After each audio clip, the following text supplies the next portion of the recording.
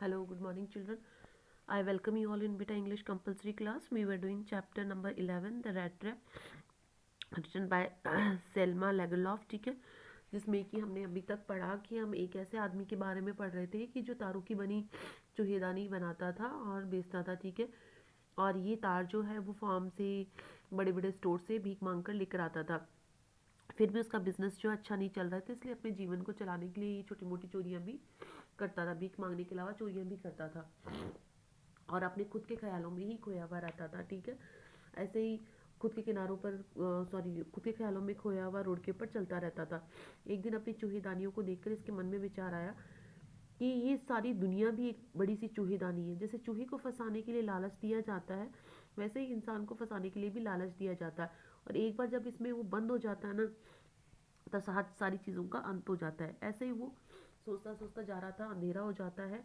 तो रहने की जगह मांगने के लिए एक झोपड़ी का दरवाज़ा खटखटाता है। अब वो झोपड़ी का मालिक जो है उसे उसका स्वागत करता। आमतौर पर उसके साथ ऐसा नहीं होता था, वो कहीं पर भी जाता था तो उसका स्वागत नहीं करा जाता था, ठीक है। उसे हमेशा दुखी चेहरे ही मिलते थे। लेकिन ये बूढ़ा आदमी जो है उसे घर के अंदर बुलाता है, क्योंकि उसकी पत्नी नहीं थी, बच्चे नहीं थे। इसे उसलिए भी अपने अकेलेपन में कोई बातचीत करने के लिए मिल गया। अब जैसे ही अंदर आता है, दलिया चढ़ा देता है वो आग के ऊपर, ठीक है। और फिर जो है, जो तंबाकू होती है उसमें से तंबाकू निकाल कर उसे तंबाकू पिलाता है। इतनी तंबाकू निकालता है कि उसके लिए और उसकी अजनबी की पाइप के लिए, चिलम के लिए काफ़ी हो। Finally he, next page starting से 17। Finally he played an old pack of cards and played mjolis with his guest until bed time.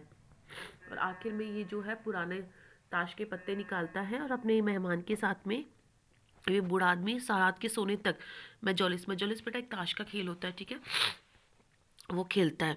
The old man was just as generous with his confidences as with his porridge and tobacco. ये बूढ़ा आदमी उतना ही generous का मतलब होता है उदार। Confidence मतलब अपनी सीक्रेट बातें, गुप्त बातें। ये जो आदमी, बूढ़ा आदमी है, जितना उदार ये अपने दलिए के और अपने टम्बैको, अपने तंबाकू के लिए उदार था, उतना ही उदार ये अपनी जो है सीक्रेट बातों के लिए भी था। The guest was informed at once that in his days of prosperity, his host had been a crofter at Ramsjo Iron Works. फिर इस बूढ़े आदमी ने बताया, क्योंकि काफ़ी उदार था, मतलब कि अपनी बातें जो है वो काफ़ी शेयर करता था, अपने सीक्रेट्स जो है बता देता था। तो इस बूढ़े आदमी ने बताया कि पुराने दिनों में, अपने प्रॉस्पेरिटी के दिनों में, प्रॉस्पेरिटी का मतलब होता है संपन्नता, अपने संपन्नता के दिनों में उसका मेजबान, होस्ट, मतलब कि बूढ़ा आदमी जो है क्रॉफ्टर था। क्रॉफ्टर का मतलब होता है ज़मीन का हिस्सेदार, ज़मींदार, ठीक है। तो ज़मीन का हिस्सेदार था। रामसजो नाम की आयरन वर्क, एक मिल हुआ करती थी रामसजो, ठीक है, उसमें उसका हिस्सा था और वहाँ पर वो काम करता था। And had worked on the land, और ज़मीन पर काम करता था। Now that he was no longer able to do day labour, लेकिन अब वो दिन में जो है ये मेहनत नहीं कर सकता, परिश्रम नहीं कर सकता, बूढ़ा हो गया। It was his cow which supported him, तो अब उसकी गाय ही उसका एकमात्र सहारा है। यस डैड बॉसी, हाँ वो गाय, बॉसी मतलब गाय के लिए है, वॉज बॉसी मतलब रोबीली गाय। द बॉसी वॉज एक्स्ट्रा ऑर्डनरी, उसकी गाय जो गाय थी बहुत असाधारण गाय थी। She could give him milk for the creamery every day. The last month he had received all of his $30 in payment. अब वो बताता है कि ये गाय बहुत ही असाधारण है, वो रोज़ इतना मलाई वाला दूध देती है कि पिछले महीने ही उसे गाय का दूध बेचकर 30 क्रोनर बेटा स्वीडन की करेंसी है, मुद्रा है, कि पिछले महीने ही उसे गाय का दूध बेचकर जो है 30 क्रोनर पैसे मिले थे। The stranger must have seemed incredulous, अब इस बूढ़े आदमी को लगता है कि ये अजनबी तो इनक्रूडलस, इनक्रूडलस अविश्वसनीय है, उसको विश्वास नहीं हो रहा। अब ये मतलब अपनी सारी बातें शेयर कर देता है कि भाई पहले वो रामचरण वक्त पे काम करता था, अब वो मेहनत नहीं कर सकता, तो अब उसकी गाय ही उसका सहारा है, और उसकी गाय बहुत अच्छा रोज़ मलाई वाला दूध देती कि पिछले महीने उसे इतने पैसे मिले। ये सारी बातें बता देता है, लेकिन उसको ऐसा लगता है कि ये जो मेहमान है, जो अजनबी, अजनबी कौन, ये राहगीर जो ये अपने चूहीदानी बेचने वाला आदमी जो है, उसकी बातों पर विश्वास नहीं कर रहा। For the old man got up and went to the window, तो ये बूढ़ा आदमी खड़ा होता है, खिड़की के पास चला जाता है। Took down a leather pouch, और लेदर का जो पाउच होता है उसको लेता है, which hung on a nail in the very window frame, जो कि विंडो की फ्रेम, जो खिड़की का जो कांच होता है ना, वहाँ पर एक खूंटी से टंकी हुआ होता है। And picked out 3 wrinkled $10 bills, और उस पाउच में से, उस बटुए में से 3 10 10 के जो है मुड़े हुए नोट निकालता है। Then he held up before the eyes of his guest, ये सब कुछ वो अपने मेहमान की आंखों के सामने करता है। नोडिंग नोइंगली मतलब जानबूझकर करता है। And then stuffed back them into the pouch, फिर वापस से उस पाउच में ही उनको ठूस देता है, रख देता है। ये ऐसा वो क्यों करता है भाई? पहले तो जाता है पाउच के पास में, पैसे निकालता है, करता कुछ नहीं है, उनको पैसे को निकाल के वापस उस पाउच में रख देता है। क्यों करता है ऐसा? ये इसलिए करता है ताकि उस अजनबी को विश्वास हो जाए कि हाँ, उसकी गाय जो है दूध देती है और उतने पैसे उसको मिले हैं। The next day both man got up in the good season, अब अगले दिन दोनों आदमी बहुत अच्छे सीजन में, मतलब बहुत अच्छे मूड में उठते हैं। The crofter was in a hurry to milk his cow, अब ये जो क्रॉफ्टर था, जो जमींदार, जो बूढ़ा आदमी था, उसको जल्दी थी अपने गाय के दूध निकालने की।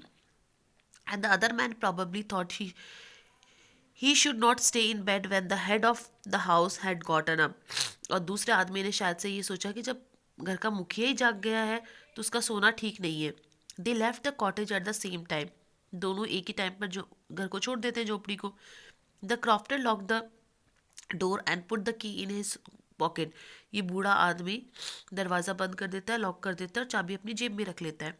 The man with the red trap said goodbye and thank you, अब ये आदमी जो रेड ट्रैप चूहीदानी बेचने वाला आदमी होता है, ये गुड बाय कहता है और थैंक यू कहता है। And thereupon each went on his own way, उसके बाद में दोनों अपने अपने रास्ते पर चले जाते। But half an hour later the red trap peddler stood again before the door, लेकिन आधे घंटे बाद में ये चूहीदानी बेचने वाला आदमी फिर से दरवाजे के सामने आकर खड़ा हो जाता है। He did not try to get in, वो अंदर जाने की कोशिश नहीं करता है। However he only went up to the window, बल्कि ये केवल खिड़की के पास जाता है। स्मैश्ड अ पेन, खिड़की का कांच तोड़ता है। स्टक हिज हैंड, उसमें अपना हाथ डालता है। And got hold of the pouch with the 30 kroner, और जिस बटुए में, जिस पाउच में 30 kroner रुपए थे, उनको ले लेता है।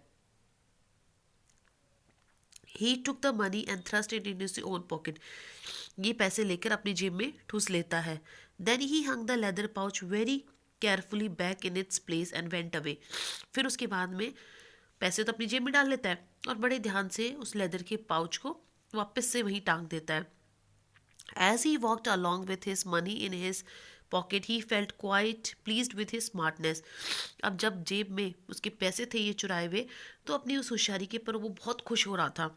ही realised of course that at first he dare not continue on the public highway but must turn off the road, अब उसने सोचा कि उसे जो है पब्लिक हाईवे, मतलब जो भीड़ भाड़ वाला रास्ता है, उससे नहीं जाना चाहिए उसे, क्योंकि उसके पैसे, चुराए हुए पैसे थे उसके पास में, तो उसने जो है, जो जंगल का रास्ता था, वो अपना लिया। During the first hours this caused him no difficulty, अब शुरुआती कुछ घंटे में तो उसे कोई भी परेशानी नहीं हुई, ठीक है, जंगल के रास्ते में चलने में। Later in the day it become worse, लेकिन दिन के बाद में खराब हो गया। For it was a big and confusing forest, क्योंकि जंगल बहुत ही बड़ा था, which he had gotten into, जिसमें वो आ गया था। He try to be shock to walk in a definite direction but the paths were twisted back and forth so strangely, अब उसने एक निश्चित दिशा में चलने की कोशिश करी, लेकिन सारे रास्ते बहुत ही अजीब तरीके से मुड़े हुए थे। He walked and walked without coming to the end of the wood, वो चलता रहा, लेकिन जंगल का कोई अंत ही नहीं आया। And finally he realize that he had only been walking around in the same part of the forest, आखिर में उसे महसूस हुआ कि वो तो जंगल के एक ही हिस्से में चक्कर लगा रहा है। All at once he recalled his thought about the world and the red trap, अब उसे जो उसके खुद के विचार थे ना दुनिया के बारे में, चूहेदानी के बारे में, कि सारी दुनिया चूहेदानी है, अब वो विचार उसे याद आने लगे। Now his own turn had come, अब उसने सोचा अब उसकी खुद की बारी आ गई। He had let himself be fooled by a bait, वो भी जो है इस बेट लालच से मूर्ख बन गया। एंड हैड बीन कॉट, और इसमें फंस गया। The whole forest with its trunk and branches, its thickets and fallen logs, closed in upon like an impregnable prison before which he could never escape, तब उसको भी लगा कि सारा का सारा जंगल अपनी शाखाओं के साथ में, तनों के साथ में, पत्तों के साथ में जो है उसके एक भयानक जो है जेल के रूप में आ गया, बन गया है, और जिससे वो जेल बन गया है, जिससे वो कभी बाहर नहीं निकल सकता। इट वॉज लेट इन दिसंबर। अब जो समय था वो दिसंबर के लेट का मतलब अंत का समय था, लास्ट वीक था दिसंबर का। Darkness was already descending over the forest. अब अंधेरा जो है जंगल पर छा रहा था। This increase his the danger and the increase also his gloom and disappear. अंधेरे के साथ साथ में जो है उसकी ग्लूम उदासी और डिसअपियर निराशा भी बढ़ रही थी। वह अंधेरा भी बढ़ा, दिसंबर में अंधेरा जल्दी होता है शाम को, तो अंधेरे के साथ साथ में उसकी जो है दुख और निराशा भी बढ़ रही थी। Finally he saw no way out. आखिर मुझे कोई रास्ता नहीं दिखाई दिया। And he sank down on the ground. और वो ज़मीन पर लेट गया। Tired to death. मौत से थका हुआ। Thinking that his last moment had come.